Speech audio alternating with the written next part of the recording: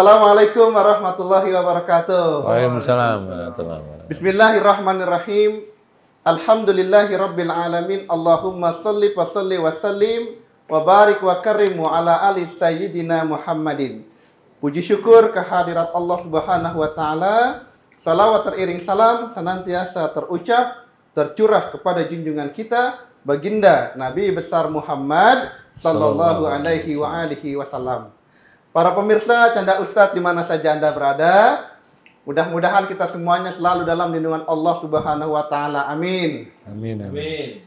Nih, pada kesempatan sore hari ini saya Zaki Muhammad alias Zek Mehmet. Nah, ingin ngajak pemirsa semuanya daripada ngabuburit nggak jelas ya, mendingan kita pantengin terus Candu. Apa Candu? Canda Ustadz.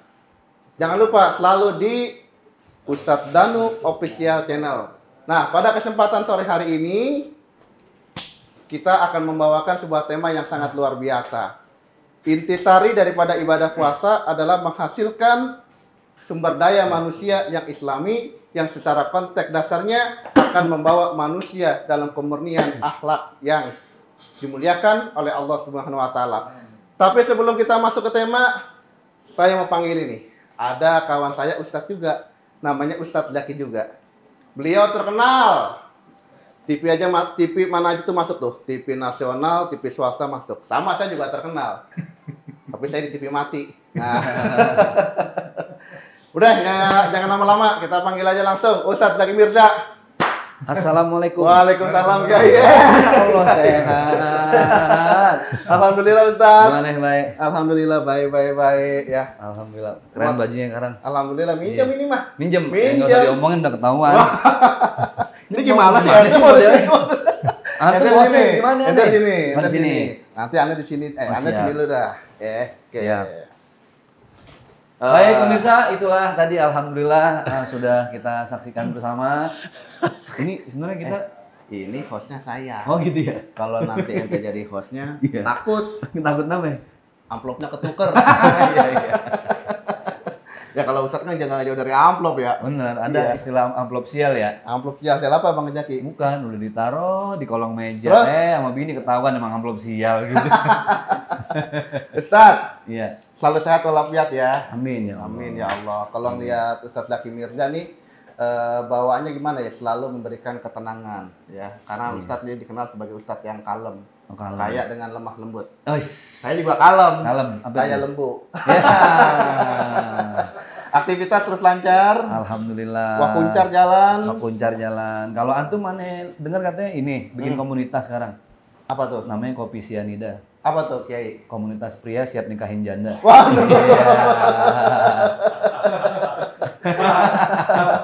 Ada ember dicampur tahu anget. Cakep. Kalau gitu bener banget. Ustadz, kesibukan apa nih selain dakwah? Selain dakwah sekarang itu ngajak wakaf Quran, ngajak teman-teman untuk membantu ustadz-ustazah yang sedang berdakwah di Palestina. Di pelosok-pelosok. Dengan beberapa teman-teman yayasan dan alhamdulillah semangat masyarakat sekarang. Terus semangat ya? Semangat. Apapun yang ada dalam diri kita terus potensi buat umat ya? Iya betul.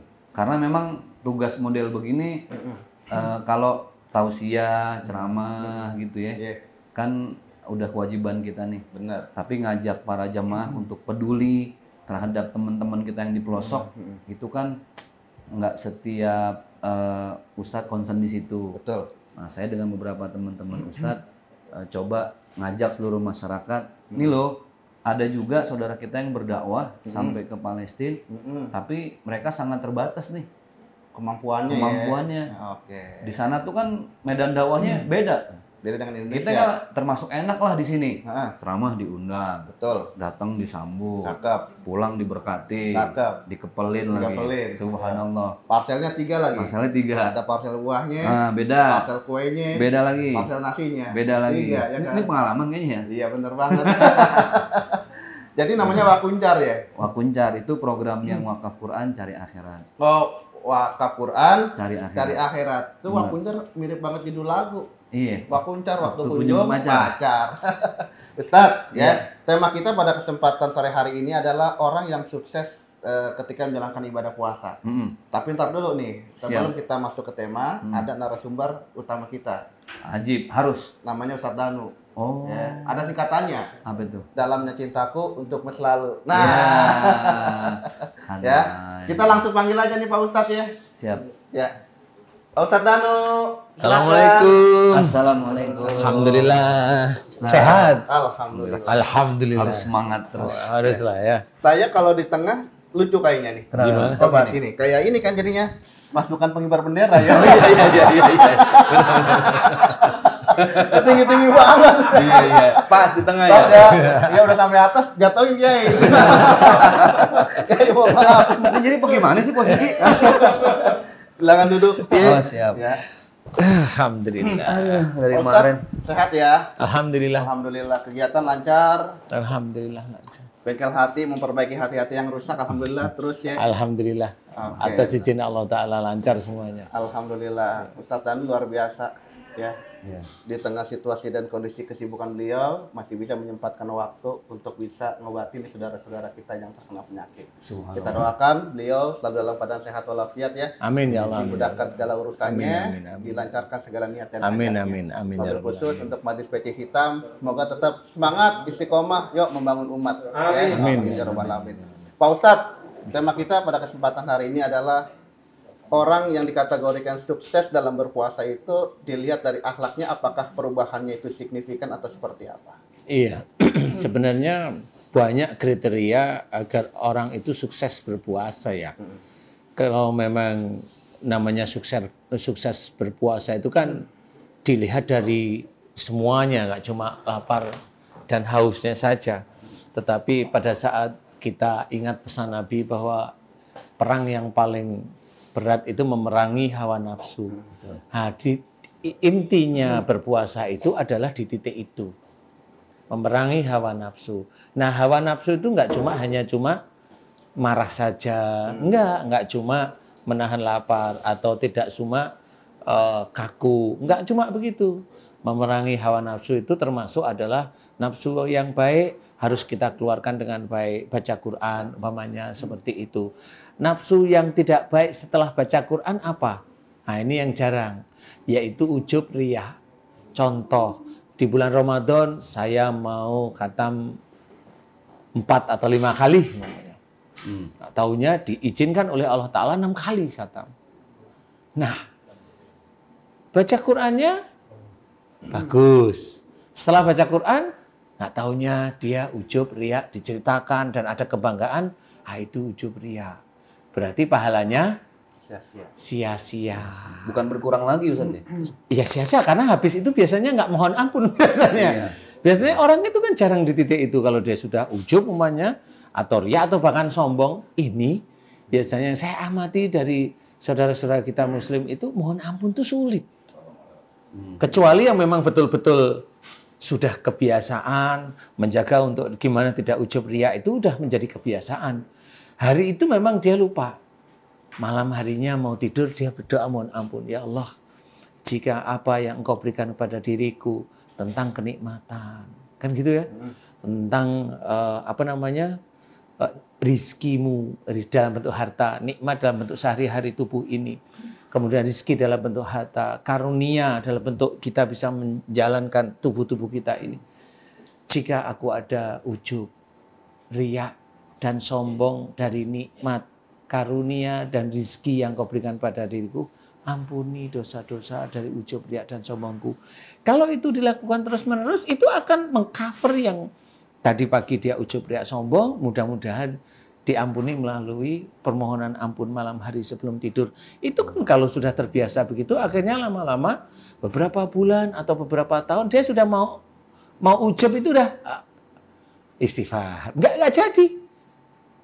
Paling tanyain ada apa? Enggak jadi. Nah, karena selalu diingatkan oleh Allah. Dan kemenangan di dalam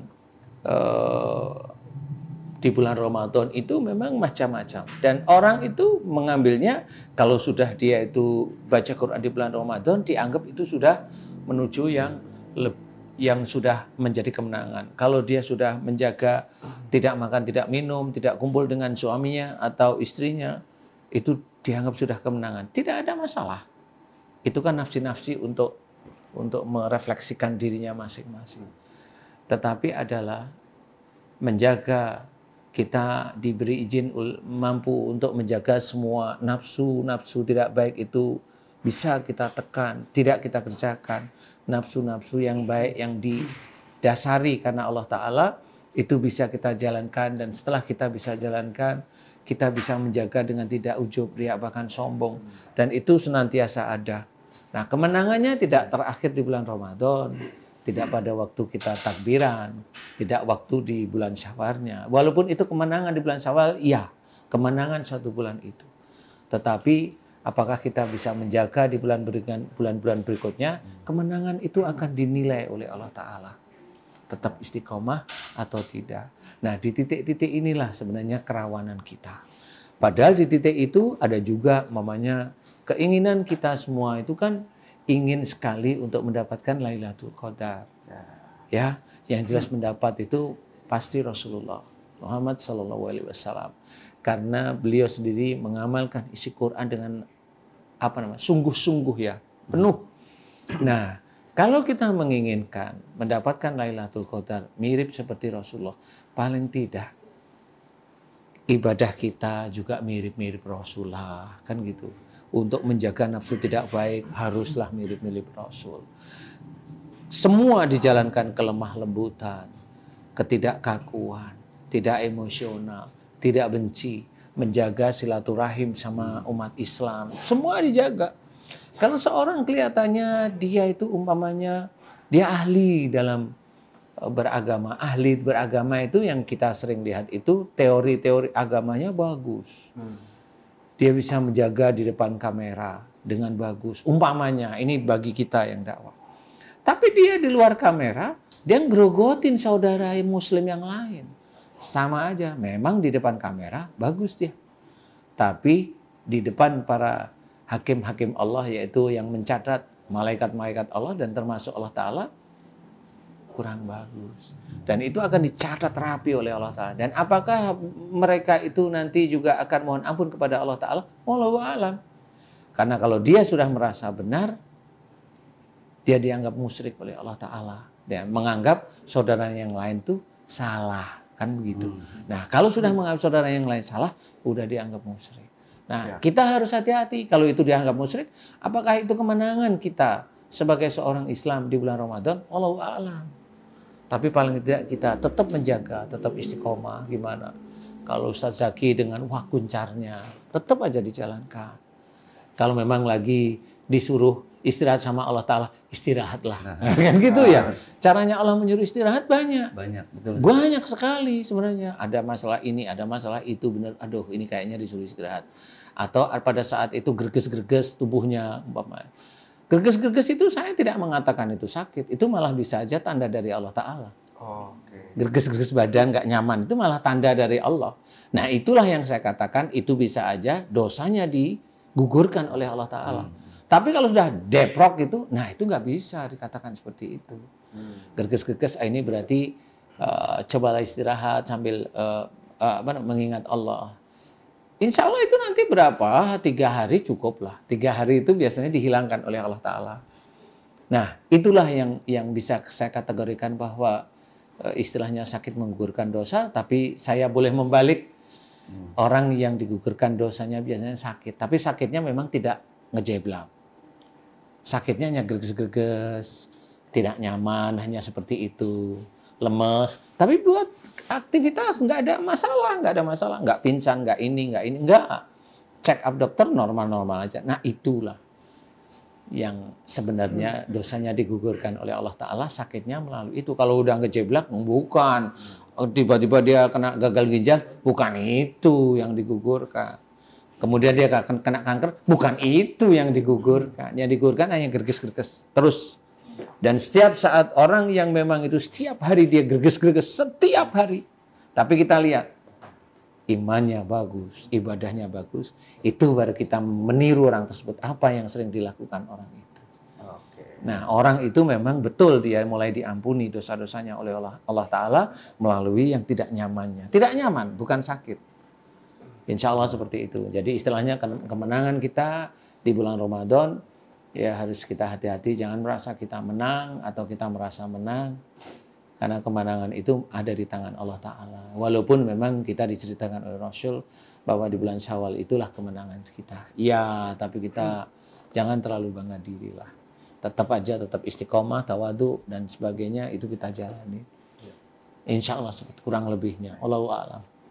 Baik, para pemirsa Canda Ustadz di mana saja Anda berada, salah satu sunnahnya baginda Rasulullah Shallallahu Alaihi Wasallam ketika masuk 10 hari di bulan suci Ramadan, Rasul selalu wa'ikadz ahluhu, membangunkan keluarganya, wasyaddal mizaro, dan juga mengencangkan tali pinggangnya. Makna daripada mengencangkan tali pinggangnya ini, apakah untuk peningkatan ibadah? Kita tanyakan sama Ustadz Zaki Mirza. Ustadz gimana? Baik, ini lempungan ikat pinggang, ini ditanya. Kayak nyindir banget. Bukannya nyindir, bingung ya. Kode keras. Jadi memang yang beliau sampaikan tadi betul banget. Allah itu kepengen dengan puasa kita kurang lebih 30 hari sepanjang Ramadan kita jadi manusia berakhlak. Makanya para ulama itu kan membagi puasa itu ke dalam 3 kategori ya. Siap. Yang pertama ada namanya shaumul am. Puasanya orang awam. Puasa orang awam. Sesuai dengan pesan baginda Rasulullah sallallahu alaihi wasallam, "Kam min shaimin laisa min siyamihi illal ju' wal atas." Ini level paling bawah nih. Karena dia cuma menahan lapar, haus dan syahwat. Oke. Itu pun banyak yang jebol. Kenapa kiai jebolnya? Ya, namanya makan masih sanggup, Cakep. kita nahan. Minum masih sanggup. Siang-siang kadang bini suka ngelewein kita. Nah, tadi siang saya hampir banget batal. Nah, tuh kan. Untung saya ada ide. Kenapa emang? Saya ganjil ke sotomi. Sawat nggak kena, perut ya. Jadi itu sih sama Allah dikasih pialanya ya perunggu dah. Oke, dah perunggu. Cuma berdoa. Ada yang kedua, ini mulai masuk ke level yang di-upgrade. Siap. Ini namanya shaumul khos. Shaumul Itu khos. puasanya orang VIP. Nggak hanya ruangan aja VIP ya. Iya. Puasa juga ada VIP Benar. ya. Wah, luar biasa. Yang ditahan sama dia bukan cuma lapar, bukan cuma haus, bukan cuma syahwat. Tapi semua anggota tubuh dia itu dia tahan untuk menjauhi maksiat. Misalnya mulutnya ikut berpuasa. Ya. Gimana supaya nggak gibah. Gimana tangannya juga jari-jarinya ikut puasa gitu kan. Lagi banyak gosip kan jari kita gatel nih kadang ya. Mau komen aja gitu ya. Status, tulis. Wah, Gua puasa nih, ada lu Ustadz kagak, nih, gitu. Ustadz baru nikah nih. Wih, gitu. Dulu. Guys, dulu. Itu kan temennya Ustadz itu. Iya. Tanda kutip. Maksudnya yang Ustadz baru nikah siapa tuh? Ya nggak tahu siapa. Kan contoh. Ya, terus, ya. Contoh. Mana lebih muda lagi umurnya gitu kan. Jadi tambah jelas aja. Ya kan kita jadi bisa ikut ngedoain Ustadz. Iya, amin. Mudah-mudahan rezeki keluarga yang Iya. sakinah mawaddah warahmah. Amin. Udah pantun tuh. Sampai gimana? Jamblangnya jamblang sepet. Cakep. Ya, gulanya gula manis. Nah. Nyarinya pada kiset. Iya. Alhamdulillah dapat yang manis. Beliau lagi ngeliat beritanya lama Ustadz. Iya, Lama, kenapa? Ya Allah. Kenapa nggak gue? Terus ya, Itu yang kedua tuh puasanya orang VIP tuh nahan mulutnya dari gibah. Padahal itu gibah doang dikit ya. Gibah doang. Gitu, apa lah. Terus nahan jari-jari dari komen yang nggak enak gitu, dari postingan status. Karena hati-hati zaman sekarang itu dosa nggak cuma dosa lisan Ustadz ya, Iya, tapi betul. dosa tulisan. Tulisan, Itu yang paling banyak tuh. jariah termasuk, dosa jariah. Dosa Iya, jariah termasuk juga. itu. Contoh, kita kan puasa ini paling kepo nih mata dengan status WhatsApp orang. Mau tahu aja. Oh, gitu. Kan ada 3 kolom tuh, panggilan, chat, sama status. Oh, terus Iya nggak? Iya, Yang iya, paling iya. sering kita lihat apa ya? status. Nah, itu aja. Iya, Status kan kalau makin banyak bintik-bintiknya makin sering update kan. Pas buka, Masya Allah, muda banget umurnya 19 tahun. Masih nyambung aja ke situ ya. Saya nggak ikut-ikut ya. Kalau Ustadz Zaki begituan nggak apa-apa, teman main masalahnya. Tapi nggak diundang juga.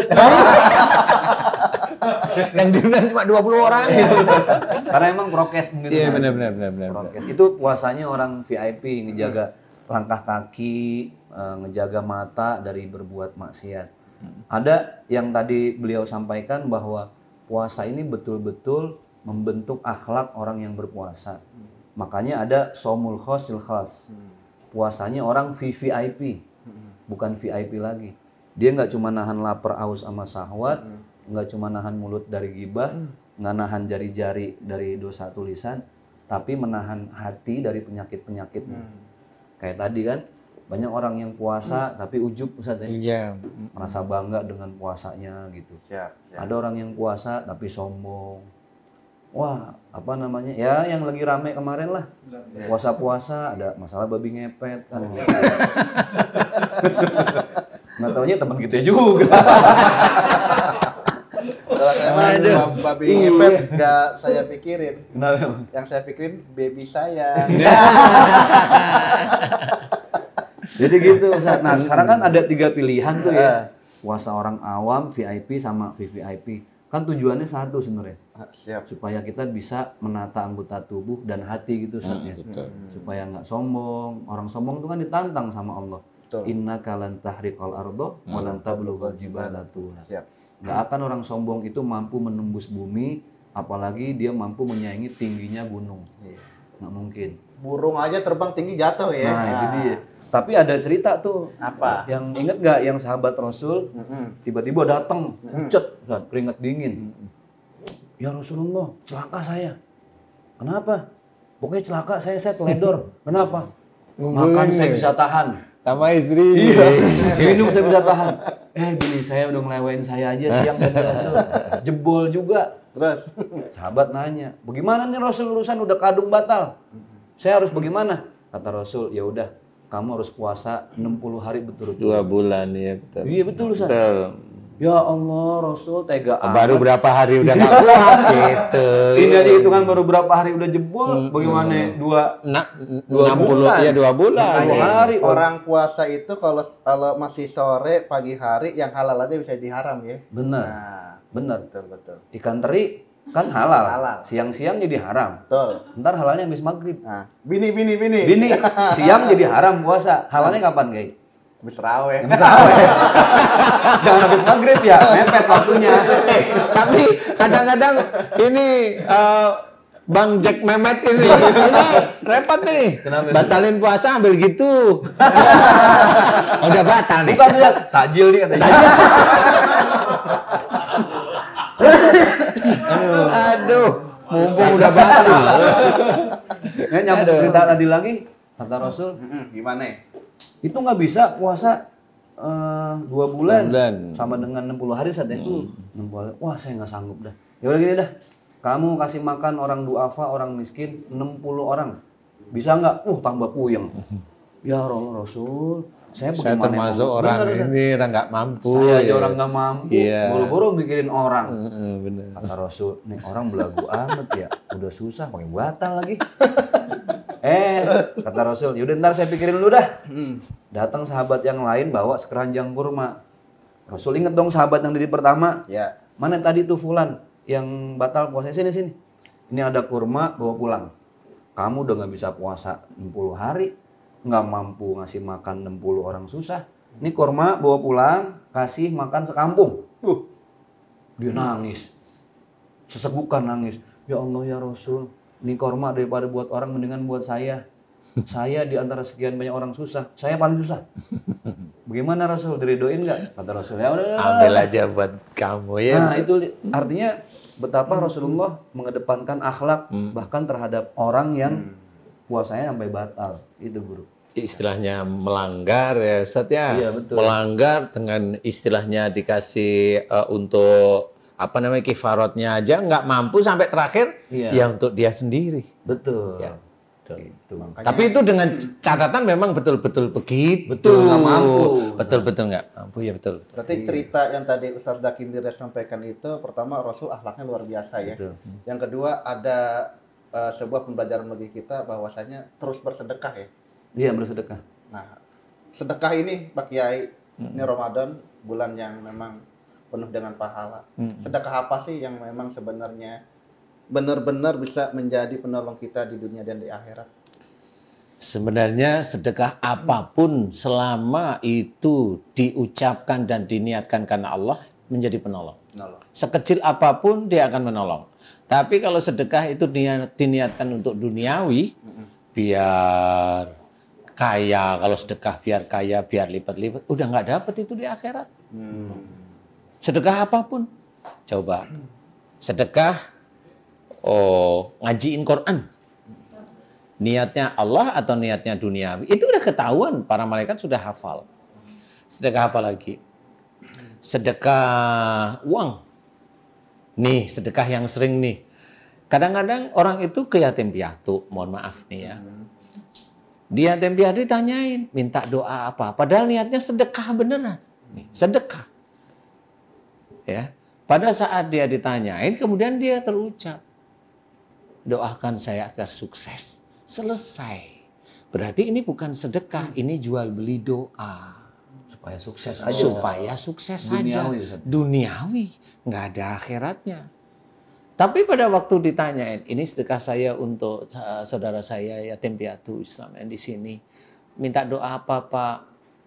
Enggak, saya nggak minta doa. Saya hanya ingin menyampaikan sedekah ini. Terimalah karena ini saya berusaha untuk lillahi ta'ala. Di titik itu tersenyumlah para malaikat dan Allah. Kamu lulus titik sekarang. Kan begitu ya. Jangan diulangi yang lain. Sedekah biar kaya, biar enggak usah. Nanti yang ngatur itu Allah. Mau sedekahnya itu besar kek, mau kecil kek, mau sedekah itu hanya cuma tersenyum kek, atau semuanya. Dari mulai kita itu menghormati orang. Itu juga sedekah akhlak kita untuk menghormati orang sebenarnya. Nah, ini juga harus kita tekankan semuanya karena Allah Ta'ala. Nah, nanti biarlah Allah yang mengatur. Dari sedekah-sedekah ini Allah mengatur yang pas. Yang dibutuhkan. Itu di titik mana Allah yang maha tahu. Yang penting sedekah lillahi ta'ala. Lillahi ta'ala. Baca Quran lillahi ta'ala. Biarkan Allah yang mengatur pahala-pahala kita baca Quran itu Allah yang mengatur. Karena Allah, kalau kita itu membaca Quran, diceritakan dalam Quran, itu berbuat baik untuk diri sendiri sebenarnya. Untuk diri sendiri, baca Quran, untuk diri sendiri. Kalau mau untuk orang lain, doalah. Apa untuk orang itu membutuhkan apa? Dia membutuhkan agar dia dimudahkan jodohkan. Doain aja. Ya Allah, aku mohon kepadamu, mudahkan jodoh bagi dia. Amin, selesai. Dan Allah yang dilihat dari kita apa? Iman kita. Amal soleh kita.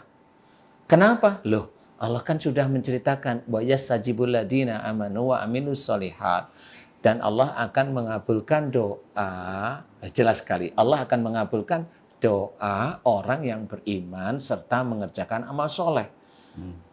Mengerjakan amal soleh yaitu amal amaliyah apapun yang niatnya harus Karena Allah. Karena Allah.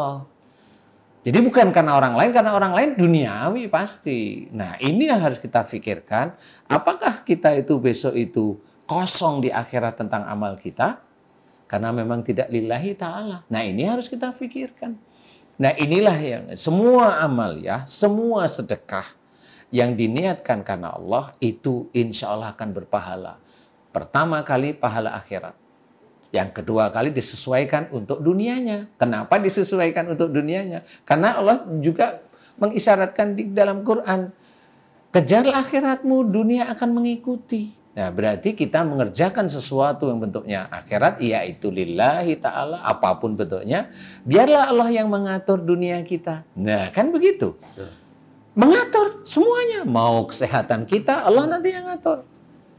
Mau rezeki kita, Allah yang mengatur. Mau keluarga kita, mau sakinah, mawaddah, warahmah, Allah yang mengatur. Apapun semuanya, Allah yang mengatur. Sampai nanti di dunia itu pun akan kita kerjakan lagi agar mendapatkan akhirat. Inilah kekuatan yang memang tidak bisa diukur. Jadi seseorang itu tidak bisa kita lihat dia amal baiknya melalui peci kayak kita. Nggak bisa. Nggak bisa, peci ini bisa aja hanya menjadi kelihatan aja biar kelihatan kita seperti berdakwah. Tetapi iman, Wallahu a'lam, kita nggak ngerti. Karena iman itu yang tahu adalah Allah dan kita. Nah inilah yang harus kita ketahui, sedekah apapun, berinfak apapun, niatkan satu lillahi ta'ala. Itu Ustaz, Anda mau nanya boleh nggak? Boleh silakan, Kiai. Jadi gini Ustaz, ini sih saya masih jawaban yang bingung kadang kalau lagi ngajak wakaf Quran, ada ibu-ibu, Ustaz, saya mau wakaf Quran, tapi niatnya supaya anak saya ujiannya lancar. Ada lagi bapak-bapak, saya mau wakaf Al-Quran supaya urusan bisnis saya sukses. Nah jawaban saya tuh kadang gini Ustaz, udah lillahi ta'ala aja, biar nanti tangan Allah yang bekerja. Betul. Memberikan solusi dari semua masalah kita. Betul. Nah pertanyaannya, tapi kalau disisipin niat-niat yang tadi yang bersifat duniawi, itu boleh nggak Ustaz? Sebenarnya tetap Posisinya di mana? Tetap nggak boleh, karena begini Ustaz. Yang namanya yang kita berikan karena Allah, ya karena Allah. Nggak ada niat apa-apa. Kalau ingin duniawi, berdoa. Kan semua orang diberi kesempatan untuk memohon sebenarnya. Kalau memang beliau, saya ngerti proses seperti itu. Beliau itu menginginkan doanya dikabulkan itu melalui Ustadz.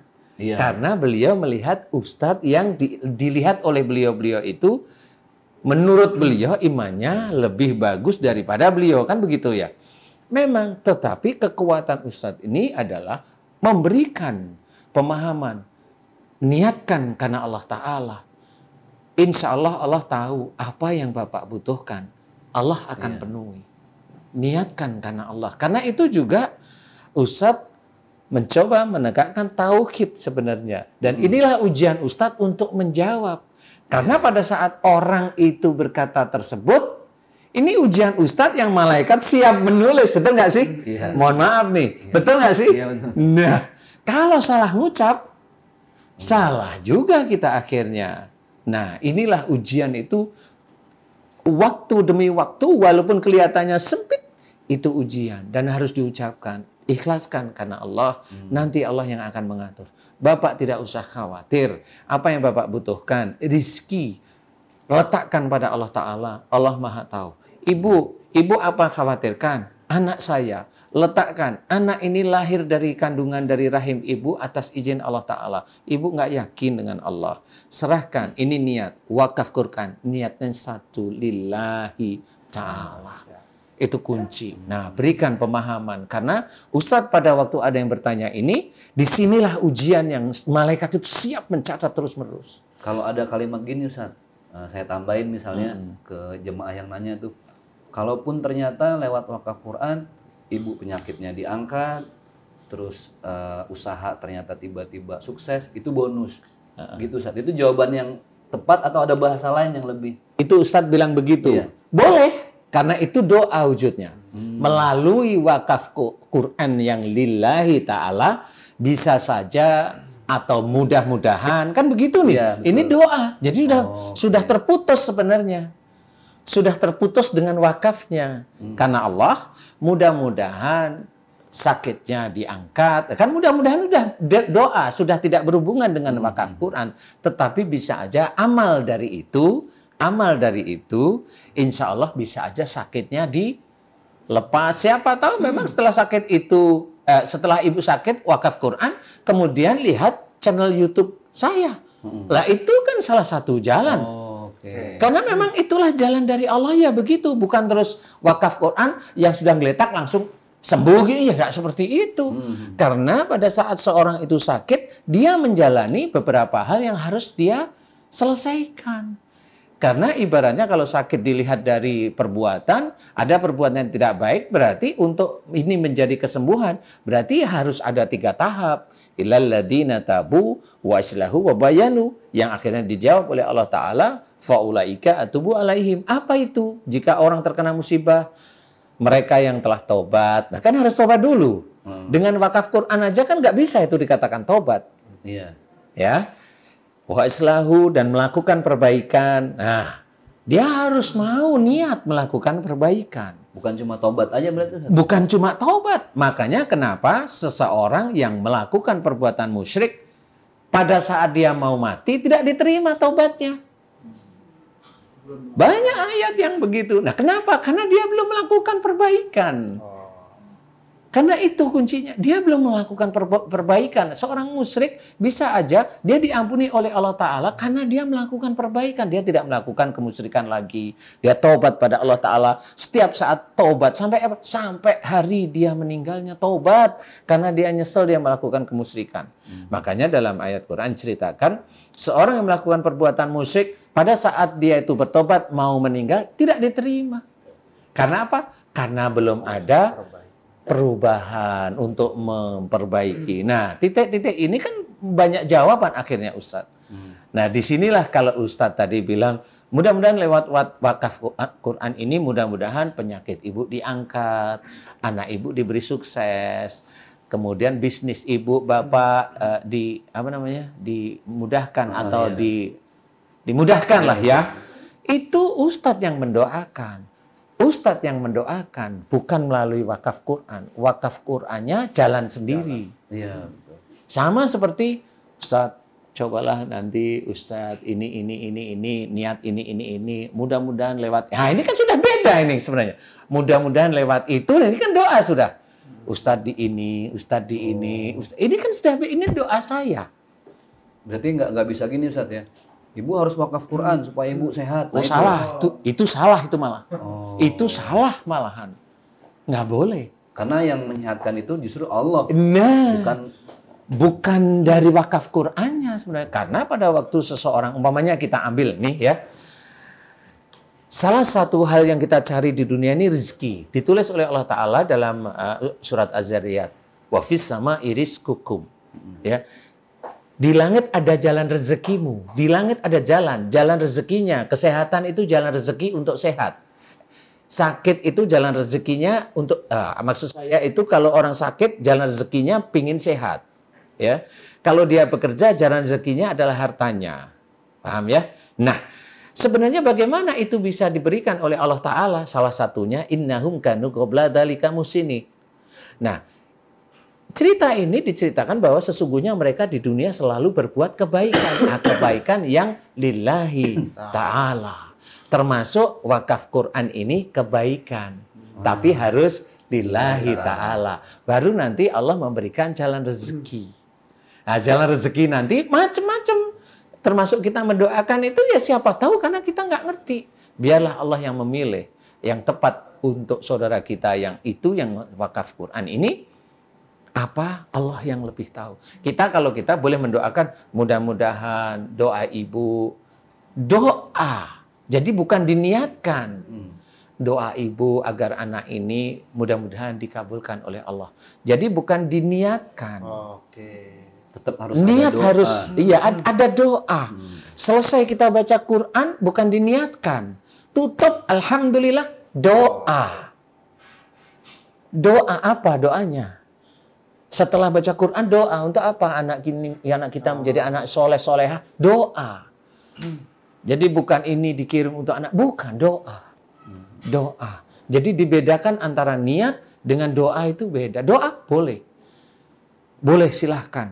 Nah inilah makanya tadi kalau ada ibu saya luruskan Ustadz, itu amal solehnya yang ditunggu oleh Allah Ta'ala kan. Memberikan ilmu tauhid yang benar istilahnya. Insya Allah seperti itu. Ya, walau alam. Pak Ustadz, Danu terima kasih banyak atas nasihatnya. Pak Ustadz Zaki Mirza terima kasih atas waktunya. Mudah-mudahan apa yang disampaikan oleh Ustadz-Ustadz kita pada kesempatan sore hari ini bisa menambah rasa takwa kita. Amin ya Allah. Dan bisa menambah rasa cinta kasih sayang kita terhadap sesama. Amin ya Allah. Pemirsa, Canda Ustadz di mana saja Anda berada, jangan lupa like and subscribe dan share-nya ya. Mudah-mudahan jadi amal jariah. Dari kami mengucapkan terima kasih terus selalu berada di channel Candu di Ustadz Danu Official Channel. Kalau gitu kita langsung aja permisi ya. Ustadz Zaki kan mau langsung jalan nih. Ya. Jangan lupa bareng. Ya, kotaknya di depan. Toilet. Ya. Oke, kita langsung pantun aja dah ya. Ya, pantun dah. Haji Markum dompetnya jatuh. Cakep. Assalamualaikum warahmatullahi wabarakatuh.